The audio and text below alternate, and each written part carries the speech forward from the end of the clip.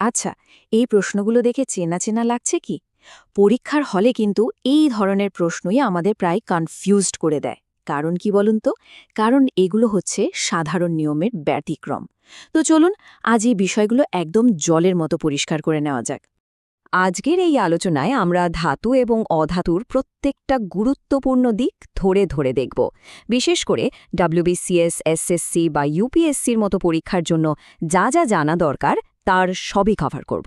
তাহলে আর দেরি কেন, চলুন শুরু করা যাক। আমরা পুরো ব্যাপারটা মোট 5টা ধাপে বুঝব। প্রথমে দেখব এদের ভৌত ধর্ম, তারপর রাসায়নিক ব্যবহার, কিভাবে আকরিক থেকে ধাতু পাওয়া যায়, এদের বাস্তব জীবনে ব্যবহার, আর সব শেষে থাকবে পরীক্ষার জন্য একটা সুপার ফাস্ট রিভিশন। চলুন প্রথম ধাপ দিয়ে শুরু করি। তো প্রথম পার্টে আমরা দেখব ধাতু আর অধাতুর সেই সব ফিজিক্যাল প্রপার্টিজ যা দিয়ে খুব সহজে এদের মধ্যে পার্থক্য করা যায়। দেখুন, খুব সহজ করে বললে ধাতুগুলো সাধারণত চকচকে আর বেশ শক্ত হয়। এদের পিটিয়ে পাত বানানো যায় বা টেনে তারের মতো লম্বা করা যায়, আর এরা তাপ আর বিদ্যুতের দারুণ পরিবাহী। অন্যদিকে অধাতুগুলো ঠিক এর উল্টো, মানে দ্যুতিহীন, নরম, একটুতেই ভেঙে যায় আর তাপবিদ্যুৎ পরিবহনও করতে পারে না। এটাই হলো এদের বেসিক পার্থক্য। কিন্তু আসল খেলাটা এখানেই। কম্পিটিটিভ পরীক্ষাগুলোতে কিন্তু এই সাধারণ নিয়মগুলো থেকে প্রশ্ন আসেই না বলতে গেলে, প্রশ্ন আসে ব্যতিক্রমগুলো থেকে। তাই সবচেয়ে জরুরি হলো এই ব্যতিক্রমী উদাহরণগুলো মাথায় গেছে নেওয়া। এই স্লাইডটা কিন্তু মারাত্মক ইম্পর্ট্যান্ট, বলতে পারেন এখান থেকে প্রশ্ন আসবেই। দেখুন, পারদ বা মার্কারি হলো একমাত্র ধাতু যা কিনা রুম টেম্পারেচারে লিকুইড, আর ব্রোমিন হলো একমাত্র অধাতু যেটা লিকুইড। আয়োডিন আর গ্রাফাইট দুটোই অধাতু, কিন্তু এদের নিজস্ব ঔজ্জ্বল্য বা চমক আছে। আবার গ্রাফাইট, যেটা কিনা কার্বনের একটা রূপ, সেটা অধাতু হয়েও বিদ্যুতের সুপরিবাহী। আর সোডিয়াম, পটাশিয়ামের মতো ধাতুগুলো এতটাই নরম যে ছুরি দিয়ে কেক কাটার মতো করে কাটা যায়। এই প্রত্যেকটা পয়েন্ট থেকেই কিন্তু সরাসরি প্রশ্ন তুলে দেওয়া হয়। ফিজিক্যাল প্রপার্টিজ তো গেল, এবার চলুন দেখি রাসায়নিকভাবে এরা কে কেমন আচরণ করে, মানে এদের কেমিক্যাল পার্সোনালিটিটা একটু বোঝার চেষ্টা করা যাক। পরীক্ষার জন্য খুবই খুবই ইম্পর্ট্যান্ট একটা কনসেপ্ট হলো অ্যাম্ফোথেরিক বা উভধর্মী অক্সাইড। এর মানে কি? এর মানে হলো কিছু ধাতব অক্সাইড আছে যারা অ্যাসিড এবং বেস দুটোর সাথেই বিক্রিয়া করতে পারে। আর এর সবচেয়ে কমন দুটো উদাহরণ হলো জিঙ্ক অক্সাইড আর অ্যালুমিনিয়াম অক্সাইড। এখন প্রশ্ন হলো, এই মৌলগুলোর নাম মনে রাখব কিভাবে? এর জন্য একটা দারুণ ট্রিক আছে। শুধু এই লাইনটা মনে রাখুন, বি স্নো, জানাবে আলী, গালি মেলেগে। এই লাইনটা মনে রাখলেই কোন কোন মৌল উভধর্মী অক্সাইড তৈরি করে তা আর কখনো ভুলবেন না। পরীক্ষার হলে এটা কিন্তু দারুণ কাজে দেবে।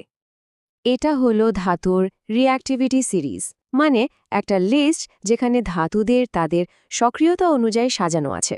যে ধাতু যত উপরে সে তত বেশি রিঅ্যাক্টিভ। এর মানে হলো ওপরের একটা ধাতু নিচের কোনো ধাতুকে তার সল্ট সলিউশন থেকে সহজে সরিয়ে দিতে পারে। দেখুন, পটাশিয়াম আছে সবার উপরে, মানে সবচেয়ে বেশি সক্রিয়, আর সোনা, এইউ, প্ল্যাটিনাম, পিটি আছে একদম নিচে, মানে এরা প্রায় বিক্রিয়াই করে না। আর এই যে সোনা বা প্ল্যাটিনামের মতো নিষ্ক্রিয় ধাতু, এদেরও গলিয়ে ফেলতে পারে এক বিশেষ মিশ্রণ, যার নাম অ্যাকোয়া রিজিয়া বা রাজামল। এর কম্পোজিশনটা পরীক্ষার জন্য খুব গুরুত্বপূর্ণ। মনে রাখবেন, 3 ভাগ গাঢ় হাইড্রোক্লোরিক অ্যাসিড আর 1 ভাগ গাঢ় নাইট্রিক অ্যাসিড। এই রেশিওটা কিন্তু পরীক্ষাতে প্রায়ই ঘুরিয়ে দেয়। চলুন এবার আমরা একটা ধাতুর পুরো জীবনচক্র দেখব, মানে কিভাবে তাকে মাটির নিচের আকরিক থেকে বের করে এনে একদম বিশুদ্ধ রূপে পাওয়া যায়। এই পুরো প্রসেসটাকেই বলা হয় ধাতুবিদ্যা বা মেটালার্জি। তো মেটালার্জি বুঝতে গেলে এই কয়েকটা টার্ম জানা খুব দরকার। আকরিক বা ওর হলো ধাতুর প্রাকৃতিক উৎস, আর তার সাথে যে মাটি, বালি, পাথর মিশে থাকে তাকে বলে গ্যাং বা খনিজমল। এই অশুদ্ধি দূর করতে আকরিতে গরম করা হয়। যখন প্রচুর অক্সিজেনের উপস্থিতিতে গরম করা হয় তাকে বলে রোস্টিং, আর যখন অক্সিজেন ছাড়া বা খুব কম অক্সিজেনে গরম করা হয় তখন তাকে বলে ক্যালসিনেশন। পুরো মেটালার্জির প্রক্রিয়াটাকে আমরা এই 3টে সহজ ধাপে ভাগ করতে পারি। স্টেপ 1, অকরিক থেকে বালি, পাথরের মতো নোংরা সরানো। স্টেপ 2, ওই পরিষ্কার অকরিক থেকে অশুদ্ধ ধাতুটা বের করা। আর ফাইনাল স্টেপ, সেই অশুদ্ধ ধাতুটাকে একদম পিওর বা বিশুদ্ধ করা। ধাতু বিশুদ্ধ করার একটা খুব পপুলার আর কার্যকরী পদ্ধতি হল এই ইলেকট্রোলাইটিক রিফাইনিং বা তড়িৎ বিশ্লেষণ। এখানে ব্যাপারটা খুব ইন্টারেস্টিং। বিদ্যুৎ ব্যবহার করে অশুদ্ধ ধাতুর যে দণ্ড মানে অ্যানোড, সেটাকে গলিয়ে ফেলা হয়, আর সেখান থেকে বিশুদ্ধ ধাতুগুলো গিয়ে ক্যাথোডসের ওপর জমা হয়। কপার বা তামার মতো ধাতু কিন্তু এভাবে বিশুদ্ধ করা হয়। আচ্ছা, ল্যাবরেটরির বাইরে আমাদের প্রতিদিনের জীবনে ধাতুর ব্যবহার ঠিক কেমন? চলুন এবার সংকর ধাতু বা অ্যালয় আর ধাতুর ক্ষয় বা কোরোশনের মতো কিছু রিয়েল লাইফ টপিক দেখে নেওয়া যাক। এই টেবিলটা থেকে তো প্রায় প্রতি বছরই কোনো না কোনো পরীক্ষায় প্রশ্ন আসেই। কোন অ্যালয় কি দিয়ে তৈরি এটা একদম মুখস্থ রাখতে হবে। যেমন ধরুন, পিতল বা ব্রাস হলো তামা আর জিঙ্কের মিশ্রণ, আবার ব্রোঞ্জ হলো তামা আর টিনের মিশ্রণ। এই ব্রাস আর ব্রোঞ্জের মধ্যে কিন্তু প্রায় গণ্ডগোল হয়ে যায়, তাই এটা একটু ভালো করে খেয়াল রাখবেন। আচ্ছা, সব ধাতুই কি একভাবে নষ্ট হয়? না।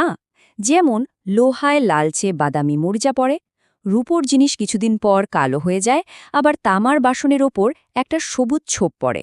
আর এই ক্ষয় আটকানোরও কিন্তু উপায় আছে। যেমন লোহার ওপর জিঙ্কের প্রলেপ দেয়া হয়, যাকে বলে গ্যালভ্যানাইজেশন।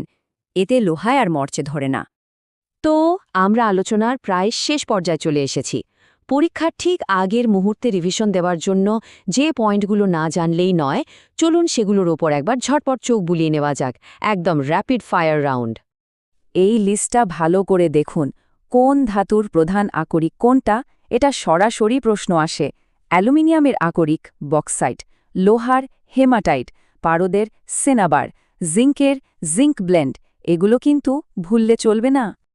আর সবশেষে এই ছোট ছোট কিন্তু ভীষণ ইম্পর্ট্যান্ট কিছু ফ্যাক্টস, যেমন সবচেয়ে ভারী ধাতু হল অসমিয়াম। আবার সোডিয়ামকে কেরোসিনের মধ্যে ডুবিয়ে রাখা হয় কারণ এটা হাওয়ার সংস্পর্শে এলেই জ্বলে ওঠে। ঠিক এর উল্টো কারণে ফসফরাসকে কিন্তু রাখা হয় জলের নিচে। এই ছোট ছোট তথ্যগুলো থেকেই অনেক সময় প্রশ্ন তৈরি হয়ে যায়। আমাদের আজকের আলোচনা এখানেই শেষ, কিন্তু যাওয়ার আগে একটা প্রশ্ন রেখে গেলাম। আচ্ছা, আমরা যদি আরও শক্তিশালী, আরও টেকসই সংকর ধাতু বানাতে পারি, তাহলে সেটা আমাদের প্রযুক্তি বা মহাকাশ গবেষণার ভবিষ্যৎকে কতটা বদলে দিতে পারে? একবার ভেবে দেখবেন।